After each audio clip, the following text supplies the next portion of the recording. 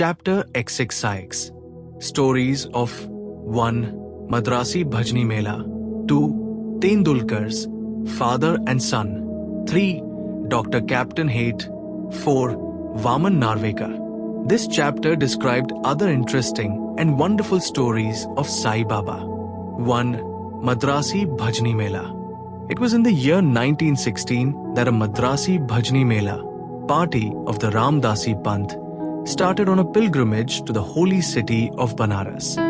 The party consisted of a man, his wife, daughter and sister-in-law. Unfortunately, their names are not mentioned. On their way, the party heard that there lived at Shirdi in Kopragaon Taluka, Ahmednagar district, a great sage named Sai Baba, who was calm and composed, and who was very liberal and who distributed money every day to his bhaktas and to skillful persons who went and showed their skill there. A lot of money in the form of dakshina was collected daily by Sai Baba, and out of this amount, he gave daily 1 rupee to a 3-year-old girl Amani, the daughter of a Bhakta Kondaji, and 2 rupees to 5 to some, 6 rupees to Jamali, the mother of Amani, and 10 rupees to 20 and even 50 rupees to other bhaktas as he pleased. On hearing all this, the party came to Shirdi and stayed there. The Mela did very good bhajan and sang very good songs, but inwardly they craved for money. 3 of the party were full of avarice, but the chief lady or mistress was of a very different nature. She had a regard and love for Baba. Once it so happened that when the noonday aarti was going on, Baba was much pleased with her faith and devotion and was pleased to give her darshan of her Ishtam, beloved deity. To her, Baba appeared as Sitanath, Rama, while to all the others the usual Sainath. On seeing her beloved deity, she was very much moved. Tears began to flow from her eyes and she clapped her hands in joy. The people began to wonder at her joyful mood, but were not able to guess its cause.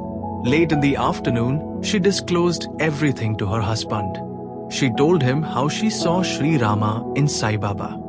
He thought that she was very simple and devout, and her seeing Rama might be a hallucination of her mind. He pooh-poohed her, saying that it was not possible that she alone should see Rama while they all saw Sai Baba. She did not resent this remark, as she was fortunate enough to get Ram Darshan now and then, when her mind was calm and composed and free from avarice. Wonderful vision. Things were going on like this when the husband got a wonderful vision in his dream one night as follows. He was in a big city. The police there had arrested him, tied his hands with a rope, and put him up in a cage, lock up. As the police were tightening the grip, he saw Sai Baba standing quite outside near the cage. On seeing Baba so near, he said in a plaintive tone, "Hearing your fame, I came to your feet, and why should a calamity befall me when you are standing here in person?" Baba said, "You must suffer the consequences of your action." He said, "I have not done anything in this life which would bring such a misfortune on me."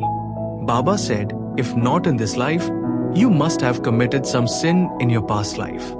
He replied, "I do not know anything of my past life. But assuming that I did commit some sin then, why should it not be burnt and destroyed in your presence as dry grass before fire?" "Baba, have you got such faith?" Yes. Baba then asked him to close his eyes.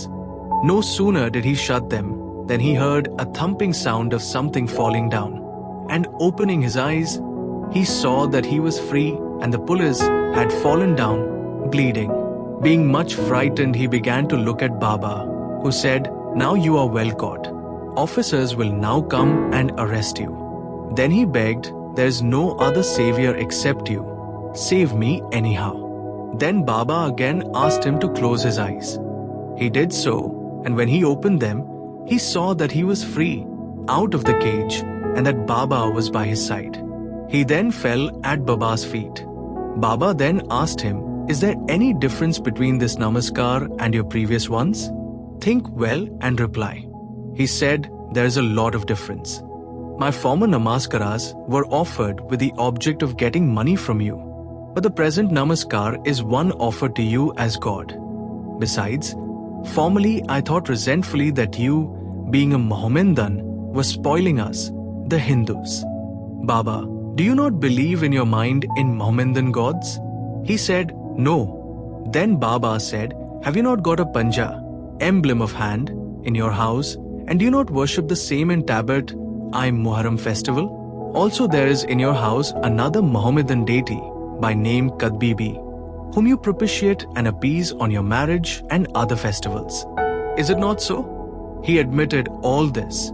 Then Baba said, what more do you want? Then a desire arose in his mind to get the darshan of his Guru Ramdas, when Baba asked him to turn back and see. And when he turned, lo, Ramdas was in front of him. No sooner did he begin to fall at his feet, Ramdas vanished. Then he inquisitively asked Baba, you look old. Do you know your age? Baba, what? Do you say I am old? Just run a race with me and see. Saying this, Baba began to run, and he too followed. Baba disappeared in the dust raised by his footsteps while running, and the man was awakened. After awakening, he began to think seriously about the dream vision. His mental attitude was completely changed, and he realized the greatness of Baba. After this, his grabbing and doubting tendencies disappeared, and true devotion to Baba's feet sprang in his mind. The vision was a mere dream, but the questions and answers therein were most significant and interesting. Next morning, when all the persons assembled in the masjid for the Aarti, Baba gave him as prasad 2 rupees worth sweetmeats and also 2 rupees from his pocket and blessed him. He made him stay there for a few more days and gave him his blessing, saying, Allah, God, will give you plenty and He will do you all good. He did not get more money there, but he got far better things with Baba's blessing, which stood him in good stead all along. The party got plenty of money afterwards, and their pilgrimage was successful, as they had not to suffer any trouble or inconvenience during their journey. They all returned home safe and sound, thinking of Baba's words and blessings and the Anand, bliss, they experienced by his grace. This story illustrates one of the methods which Baba followed and is following even now, in some cases to improve and reform his devotees. 2. Tendulkar family. They lived in Bandra, a suburb of Bombay, a Tendulkar family, all the members of which were devoted to Baba. Mrs. Savitribai Tendulkar has published a Marathi book named Shri Sainath Bhajanmala, containing 800 abhangas and padas describing the leelas of Baba. It is a book worth reading by those who are interested in Baba. The son, Babu Tendulkar, was studying hard day and night and wanted to appear for the medical examination. He consulted some astrologers. Examining his horoscope, they told him that the stars were not favorable that year and that he should appear for the examination next year, when he would be certainly successful. This cast a gloom over him and made him restless. A few days afterwards, his mother went to Shirdi and saw Baba. Amongst other things, she mentioned the gloomy and morose condition of her son, who was to appear for the examination in a few days. Hearing this, Baba said to her, "Tell your son to believe in me, to throw aside horoscopes and predictions of astrologers and palmists, and go on with his studies. Let him appear for the examination with a calm mind. He is sure to pass this year. Ask him to trust in me and not to get disappointed." The mother returned home and communicated Baba's message to her son. Then he studied hard and in due course appeared for the examination. In the written papers he did well, but being overwhelmed by doubts, he thought that he would not secure sufficient marks for passing. So he did not care to appear for the oral examination. But the examiner was after him. He sent word through a fellow student stating that he had passed in the written examination and that he should appear for the oral. The son, being thus encouraged, appeared for the oral examination and was successful in both. Thus he got through the examination that year successfully by Baba's grace, though the stars were against him. It is to be noted here that doubts and difficulties surround us just to move us and confirm our faith. we are tested as it were. If we only hold on steadily to Baba with full faith and continue our endeavors, our efforts will be ultimately crowned with success. The father of this boy, Raghunath Rao, was serving in some foreign mercantile firm in Bombay. As he grew old, he was not able to attend to his work properly, and so he had to take leave and rest. As he did not improve during the period of leave, a further extension of leave or retirement from service was inevitable. The chief manager of the firm decided to retire him on pension, as he was an old and a reliable servant. The question regarding the amount of pension to be given was under consideration. He was getting 150 rupees PM, and his pension I huffed the amount was 75 rupees would not be enough to meet the expenses of the family. So they were all anxious about this matter. 15 days before the final settlement, Baba appeared to Mrs. Tendulkar in her dream and said, "I wish that 100 rupees should be paid, settled, as pension. Will this satisfy you?" She replied, "Baba, why ask me this? We fully trust in you." Though Baba said 100 rupees, still he was given 10 rupees, more 110 rupees as a special case. Such wonderful love and care did Baba exhibit for his bhaktas. 3. Captain Hate. Captain Hate, who was staying in Bikaner, was a great devotee of Baba. Once Baba appeared to him in his dream and said, "Did you forget me?" Hate then immediately held Baba's feet and replied, "If a child forgets his mother, how could it be saved?" Then Hate went into the garden and took out fresh valpapri vegetables and, arranging siddha, ghee, wheat flour and dal etc. and dakshina, was about to offer all this to Baba when he was awakened and came to know that the whole thing was a dream.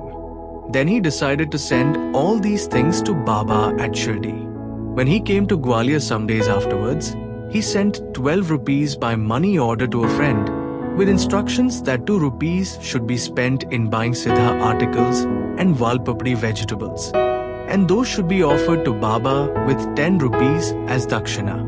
The friend went to Shirdi and purchased the things mentioned, but valpapri was not available.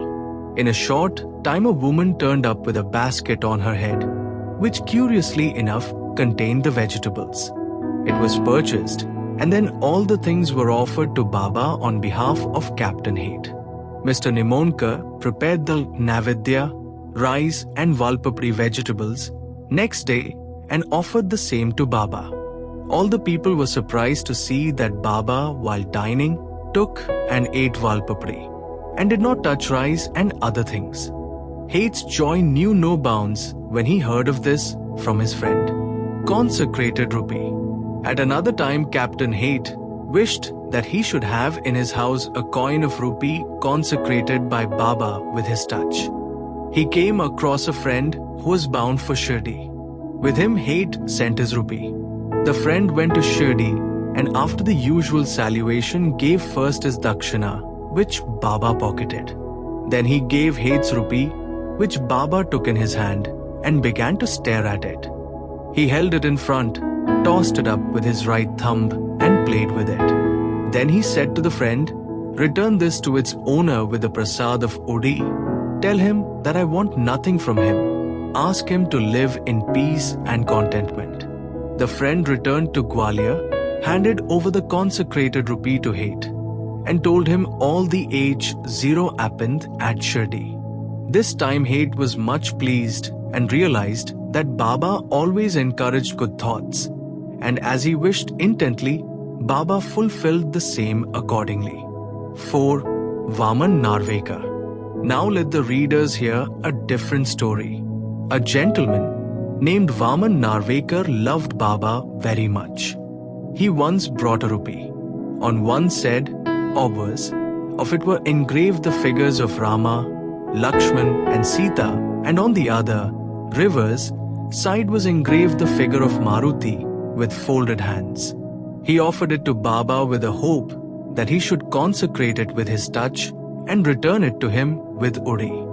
But Baba immediately pocketed it. Then Shama spoke to Baba regarding Vaman Rao's intention and requested him to return it.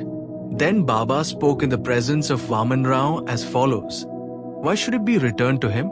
We should keep it ourselves. If he gives 25 rupees for it, it will be returned. Then, for the sake of that rupee, Vaman Rao collected 25 rupees and placed them before Baba. Then Baba said, the value of that rupee far exceeds 25 rupees. Shama, take this rupee, let us have it in our store, keep this in your shrine and worship it. No one had the courage to ask Baba why he followed this particular action. He only knows what is best and most suitable to each and all. Bow to Shri Sai, peace be to all.